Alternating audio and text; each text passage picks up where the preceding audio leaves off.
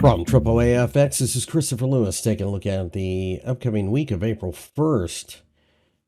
First thing you need to be aware of is that on Sunday, we get manufacturing PMI numbers coming out of China. And while it is not during market hours, as to whether or not the economy is growing, these numbers are typically somewhat dubious at best, but people use them as a general guide.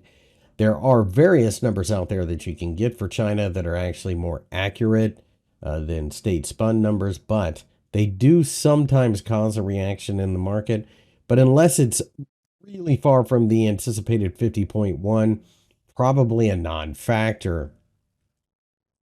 So Monday is going to start out really slow. You get Japanese final manufacturing PMI, probably not a market mover. Caxin manufacturing PMI out of China, probably not a mover. But then you get all of Europe is away for Easter Monday. So it's really not until we get to North America that you start to talk about the markets moving again. We do start with ISM manufacturing PMI in the United States, and that could have a influence if it deviates from the expected 48.5. Keep in mind that inflation is still a battle that the Federal Reserve is waging, and therefore traders are paying close attention to every input because they need to see a continuation of deflationary pressure. So as we roll into Tuesday, the first thing that is a high-level announcement or potential high-level announcement is German preliminary CPI month over month. It'll be interesting to see how this plays out. Do we still have a recession and inflation, or how is that going? Later on in the day, we get the JOLTS jobs openings. That just is a measurement of how many jobs are available in America. We'll see whether it affects the markets. You probably have 1 million in one direction or the other before it really makes a difference. So if we're within 1 million of 8.79 million, then non-event. Wednesday, we get the ADP non-farm employment change. The ADP non-farm employment change is the private payroll company, ADP, giving you an idea as to whether people are hiring or not. Shortly after that, you get ISM services PMI. That, of course, will be important because people are trying to gauge what the Fed is looking at as far as inflation. Right now, it's all a matter of when will they cut, not whether or not they cut. If this remains sticky, it could take some time for the Fed to cut, and that would be a dollar moving event. If it's higher than the 57 or 52.7 expected, that could be detrimental to stocks and strong for the US dollar. Powell speaks at Stanford. Unless he says something out of the ordinary, it's probably not a mover. Thursday, you get CPI coming out of Switzerland. Probably not an event. They just cut. They're probably going to cut again. Unemployment claims late in the day coming out of the United States. That's the weekly number. As long as it's not too far away, it won't be a mover. And mainly because the very next day is the non-farm payroll announcement in the United States and the employment numbers coming out of Canada. So North America very much in play on Friday, and it could be a very noisy session, especially if you're trying to trade dollar CAD. So with that, let's take a look at the charts. Taking a look at the NASDAQ 100, you can see this has been a slightly negative week, although it's probably worth noting that Friday was closed due to Good Friday. All things being equal, a short-term pullback is more likely than not, but that will end up being a nice buying opportunity. If we break above the previous week, then we could continue to go looking to break above the 18,500 and go looking to 19,000. The euro, I think we're going to continue to see a lot of this nonsensical drifting back. In general, this is a situation where, we're stuck between 1.07 and 1.10 above. The S&P 500 is a situation where we are overextended. A little bit of a pullback probably offers a bit of value, and therefore, that's what I think people are hoping and waiting on. We'll see whether or not you get it. We have kind of gone straight up in the air for a majority of the year. We had 1, 2, 3 slight negative candles, but clearly very bullish. A week or two of negativity would be a good thing, although I don't see it on this chart.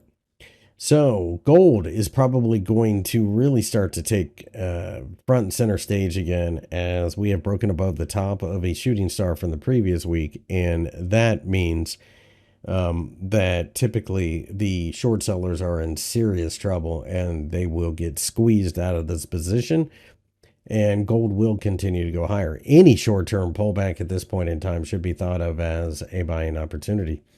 The Bitcoin market, bullish as well, but we are still very much in a range between the 75,000 level and the 60,000 level. As we are closer to 70,000, we're going to run into a certain amount of resistance. But I think every time we pull back, there will be buyers trying to get involved. More of a buy on the dip type of situation until we eventually break out. The Australian dollar is going to look a lot like the euro dollar as we continue to go back and forth and simply chop sideways. The 0.6450 level and the 0.6650 level both are important, and I think we are going to continue to see a lot of back and forth. Dollar yen continues to look at the 152 level as a major resistance barrier, but when you see this, it's obvious that even if we do pull back, it's going to end up being a buying opportunity. If we can break above 152, I think it's going to be a lot like a beach ball being held underwater. And once we break above the water, then we'll get a pop higher, perhaps to the 155 level. The crude oil markets, the WTI market has broken to the upside, and it looks like we are going to break above the top of the shooting star from the previous week. It opens up the possibility of a move to the $85 level. Short-term pullbacks continue to offer support and buying opportunities. Same thing here in Brent. 84.50 is your support. I think any short-term pullback will find buyers trying to get involved in taking advantage of cheap oil. Now, keep in mind, and this is going to be true with both grades of oil, that the crude oil supply is starting to struggle a bit. And there's been some events that start to play into the market as well. So it appears that India is going to stop importing so much Russian oil, and therefore they're going to have to go into the normal market, and that will take some of the supply out. Furthermore, cyclically speaking, this is typically a very bullish time of year as you get more drivers and flyers in the northern hemisphere. And every year we do see a little bit of a bump for the most part in the springtime. And as a result, that's lining up as well to favor higher pricing. Silver pulls back just a bit, only to turn around and show signs of life. The 24.5 to $26 level are what we're grinding back and forth right now in. I think we continue to do that. I don't think we break out of this in the next week. But at this point in time, it's likely that we could continue to see noise. So as I switch over to the DAX, as you can see, we have broken above the 18,500 level, and it now looks like we are going to continue to go higher. But I think short-term pullbacks will end up being buying opportunities. The 19,000 level is an area that a lot of people will be aiming for, but it's worth noting that we are extraordinarily overextended, and therefore I don't think you want to chase this market. What you really want to see is some type of pullback that you can take advantage of. The British pound continues to rally against the Swiss franc. Now, remember, the Swiss just cut rates recently, and they are the first central bank to do so. So I think it is likely to be a scenario where the Swiss franc gets beaten up on by a lot of currencies, not just the British pound. Nonetheless, the interest rate differential is pretty wide, and this does tend to be a more volatile pair. So I'm keeping a close eye on 115. If we take that out, this pair could really take off to the upside. Euro pound continues to be very noisy. I think at this point, it's probably worth noting we have a little micro double bottom down here. We've pulled back. It looks like we're going to bounce a little bit here. If we can take out basically 86, it could open up 150 pips to the upside. Underneath, we have a 0.85. If we were to break down below there, 100 points below would be the target. This is a pair that typically is very choppy. It also has a higher pip value, so keep that in mind. So, looking at the British pound against the Japanese yen, we did rally a bit during the week. We are struggling to hang on to those gains, but again, this is more or less a market that's grinding up against resistance, just like we saw in the US dollar against the Japanese yen. The Bank of Japan, I think, is trying to interfere in the markets, but ultimately the markets are going to run them over. Most interventions in jawboning by central banks is designed to slow the market down, not reverse it, because they just don't have the power to run the market. At this point in time, if we could break above the shooting star from the previous week, that would obviously be very bullish. But in the meantime, I like buying short-term pullbacks because it offers value. So, looking at Ethereum, Ethereum has had a bullish week, although ever so slightly, and we have given back quite a bit of the gains once we broke above 3,500. At this point, I'm going to go ahead and mark this chart as consolidating between 3,000 and 4,000. There is a pretty wide consolidation range right there, and I think that just is mimicking Bitcoin at the moment, which is in basically a 15,000 range. So a lot of people out there talking about an Ethereum ETF to really start picking up momentum. We'll have to wait and see. There is a difference between Bitcoin and Ethereum, although Ethereum is the backbone for a lot of ecosystems, so it does have that going for it. US dollar against the Canadian dollar, we have pulled back from the obvious resistance at 1.36, and we need to pay close attention to it. If we can break above the 1.3620 level, then we could go looking to the 1.38 level. Remember, this Friday is a jobs number from both countries, so this could be a very noisy currency pair and a place where you could make a lot of your bones. Swiss franc against the Japanese yen, worth paying attention to, because now we are trying to sort out which one becomes the funding currency. Are people going to be more aggressively short the franc or the yen? This is a battle of two losers here, and that's what makes this chart so important, because if one starts to lose strength against the other, then it makes a certain amount of sense that you use that to short against anything that'll pay you a positive swap for the most part. The CAC 40 à Paris is positive for the week. I do think it continues to go higher. Short-term pullbacks are buying opportunities in French equities, as the ECB is likely to have to loosen monetary policy later this year. The euro yen continues to pound up against its resistance somewhere around 164. And I think if we can break above the 164 yen level, then like all of the other yen-related pairs, we're going to go much higher.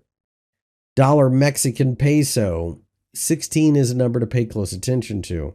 We are at about 16.5, and at this point in time, it certainly looks like we're going to test 16. Giving up 16 would be very bad for the dollar, and it would go much lower. It does make a certain amount of sense, though, because the Mexican Central Bank offers, off the top of my head, I believe it's 11.75%. Which means the interest rate differential certainly favors the Mexicans, but it's also worth noting that there is a lot of investment in Mexico coming directly from the United States now to build things instead of bothering with China. So most people don't know this, but the United States' number one trading partner now as far as imports, Mexico. The US dollar Norwegian krona continues to grind higher. I'm keeping an eye on 11 krona. We'll see if we can break above there. Then it opens up a move to 11 and a quarter. The Norwegian currency is highly influenced by crude oil, so we could see a bit of a turnaround as oil breaks out. But at the same time, the United States is producing a massive amount of crude oil, so that could be somewhat limited. Either way, 11 is a level to pay attention to. Litecoin finished the week strong. Looks like it wants to break out. Somewhere around 125, I think, is your short-term target. Short-term pullbacks continue to be buying opportunities in crypto in general, but Litecoin is just simply following Bitcoin as it typically does. And then finally, taking a look at the Kiwi dollar against the Japanese yen. Like the other Japanese yen related pairs, it is very bullish. Yes, we have had a short-term pullback, but I believe that 90 is a short-term floor, and I would expect value hunters to come back into the market sooner rather than later as we continue to get paid to hang on to this pair. If you enjoyed this video, make sure to give us a thumbs up and subscribe to the AAAFx YouTube channel, where I do daily analysis and weekly analysis in these long form content videos. Thank you for watching.